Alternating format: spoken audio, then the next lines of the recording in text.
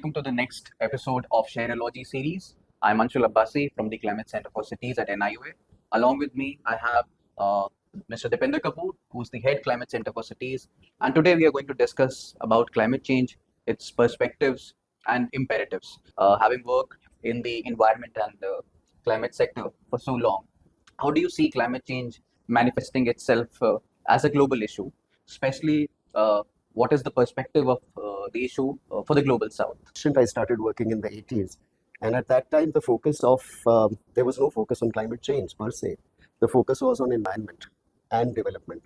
And the whole thing has started actually from the West, where even the environment movement manifested itself in terms of pollution, which was visible there. And therefore, this issue of desertification, of growing enough food for people. So there was a very marked environmental movement in the West, which translated itself to India. And the challenge, therefore, in Indian context was how to contextualize it to Indian conditions, because for us, environment is not about, jungle and trees and animals. It is about people living in these environments. So right from the very beginning, the focus of the environment movement in India was people, livelihoods, environment. And therefore, if you remember the Chipko movement, it started with that, how do you conserve or preserve the people's livelihoods who are dependent on forests. And the initial position which the Indian government took at that time was poverty is the biggest polluter. So, the whole movement emerged from that. And then this issue of climate change only came in the 1990s. And that too, when enough scientific evidence was there on what constitutes climate change, climate science, and that helped develop a global consciousness, which translated again from the West to India and global South on what we all need to do together with, the whole history of IPCC and the actions there. So now, right now, as we are recording, the COP is going on. And there is some amount of fatigue now developing on this whole concept of how much talk can we do, how much negotiations can we do. But we must remember that, climate change, just like the environment movement, is also linked to people and livelihoods. It only exacerbates the problems which already exist. It's not a new phenomenon. It's not certainly a new problem per se. It's only exaggerating the issues which were there in the environmental movement, because climate change is a global phenomenon. Climate change is not something new. It's kind of a catalyst in a negative way, which kind of just amplifies the existing problems, and that is why the repercussions we have been facing, especially in urban areas, have gone tremendously high. Yes, I would say the urban issues came up later. Initially, it was all rural, the environment movement. But then this urbanization, as it ascended in global South and in India. So as we became more urbanized, as issues of urban slums, housing, water and waste became important, it was easier for India to also accept that, and of course our GHG emissions as they started rising, there was this imperative that we need to commit. And it all started with the SDGs and the MDGs, and now with the IPCC commitments, which India is a global signatory to. So, Anshul, let me ask you a question in turn. Having been a young professional who has worked primarily in cities and the climate space, how do you see the climate change discourse and action and practice has evolved in India? Sir, I think climate change wasn't a very new topic when the Climate Center for Cities was established. But what was new at that time, that no one before that was looking at climate change and its impact on cities and the associated governance frameworks. So the journey started from 2019 when the Climate Smart Cities Assessment Framework. I think India is first of its kind in a way that we created a national level, cities level assessment specifically for climate change. And the first assessment gave us a lot of learnings in 2019.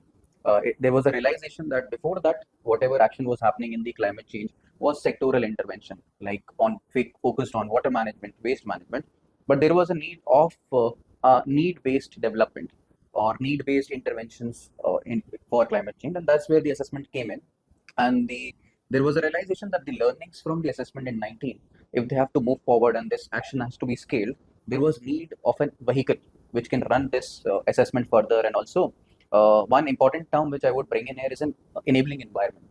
enabling environment for climate action was realized somewhere in 2020 that this is needed, and that's where in 2020 Climate Center for Cities was established at NIUA with a mandate that the center would assess cities, check their readiness in terms of various sectors, but not just limited to assessment.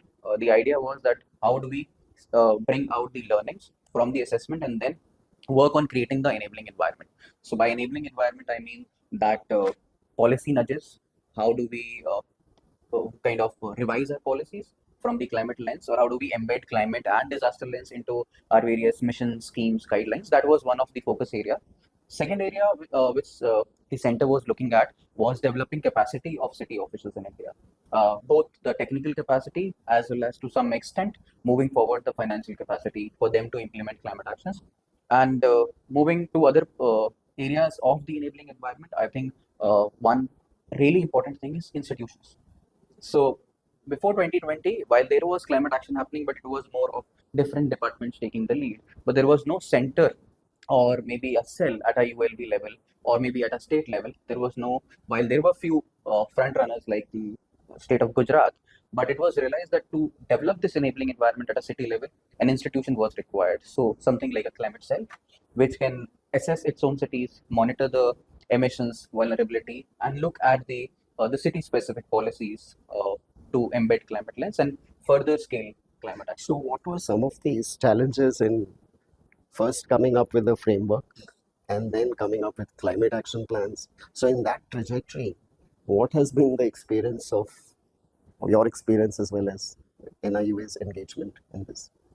So looking at the global scenario, if we look at the climate change, as you also mentioned, that it's more of a West-driven uh, focus because it was majorly from the point of view of GHG emissions. So as a country, we were looking at how do we reduce our emissions. It wasn't much earlier, but now India is a developing country, and cities have their role to play. So in the assessment, we realized that India is a mix of big cities, small cities, and medium cities.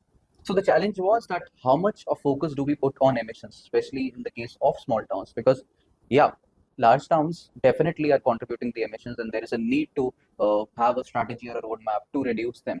But we kind of assessed 96 cities in the first phase, which had the major cities. But as we moved to the third phase, we had a lot of small and medium town cities as well. So the challenge was that how much focus should we keep on adaptation or mitigation, because these are cities which are hardly contributing anything in terms of emissions. And if we prioritize emission reduction for them, I think that is more of a national commitment, and that could be done at various other sectors which are relevant at a state level, like industries, and we look at emissions due in agriculture and other sectors. But specifically, urban becomes a very small sector from a state perspective. And while maybe the large 50 cities in the country are contributing much to emissions, but yeah, this was one of the challenges, that how do we balance it. And the other challenges as well, like the geographical and climatic diversity in India is like immense. We have cities like Leh, which are in the such a fragile ecosystem there, as well as tourist hubs.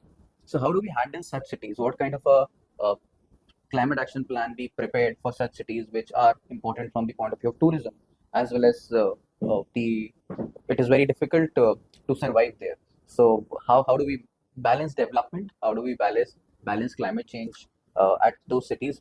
Was one of the challenges we faced, and we look forward that how do we actually create a strategy to work in these cities. So, would you say that essentially the focus of cities in the climate change discourse and its practice has emerged from the fact that cities as concentration of human settlements are generating a lot of GHGs or climate negative impacts. Therefore, the focus on cities is logical to that extent. But then, how does it differ from the West? We should be mindful of. Therefore, the focus on adaptation and mitigation should be balanced from the Indian context Yes. versus from the European context.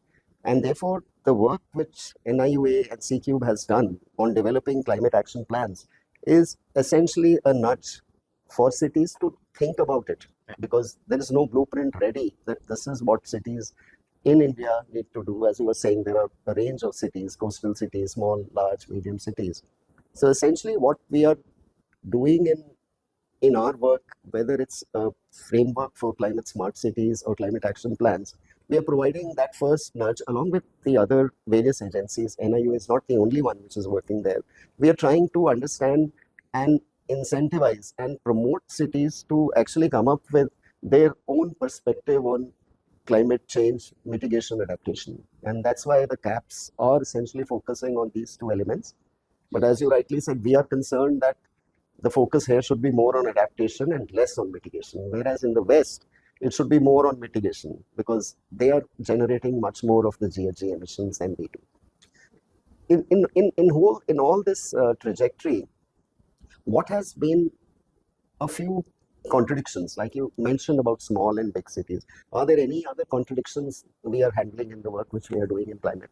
Sir, in terms of the contradictions, I would say the whole approach and methodology of doing the assessment and preparing a climate action plan is something which I think should be very tailor-made to the context of a country. So, specifically in our case in India, when we were developing climate action plans and we were looking at methodologies which come from other countries, because they have invested well in their infrastructure.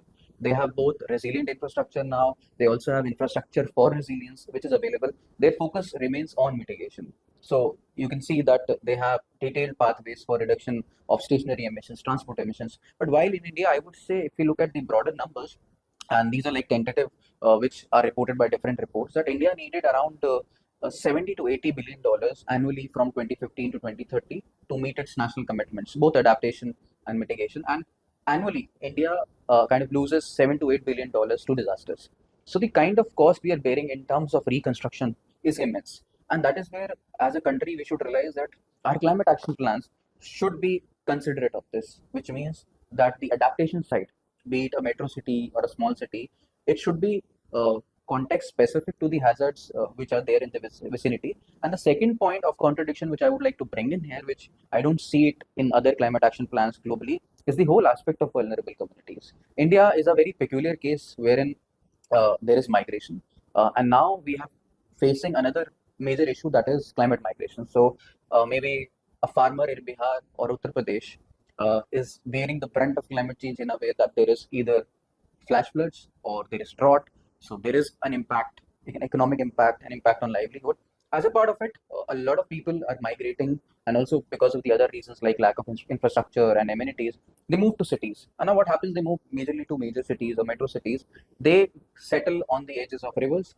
They settle in low-lying areas where mostly informal areas are there. So from one issue, they simply transition to the another one. So in cities, they again face floods.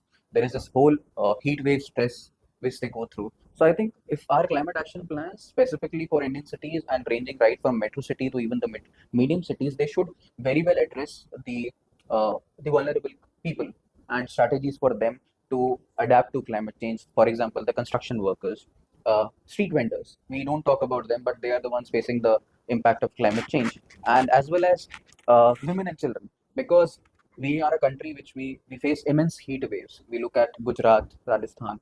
So I think that is something which we can embed as a part of our climate action plans, which is maybe not there in the other areas. Maybe that's not so relevant for them. So essentially, vulnerability in the Indian context is when we say that climate change is not a new problem per se, it exacerbates the existing issues. So migration was an old issue. Yeah. It did not start with climate change. But when we are talking of addressing the impacts of climate change, it is felt on the vulnerable communities because then they are forced to move out of their drainage points or they suffer the brunt of heat. So essentially, it's a problem which is both social and political. It's not a climate change problem per se. Yes, sir. And therefore, if we wind up this discussion we began by saying that climate change has emerged from a history of environmental, challenges which we are facing.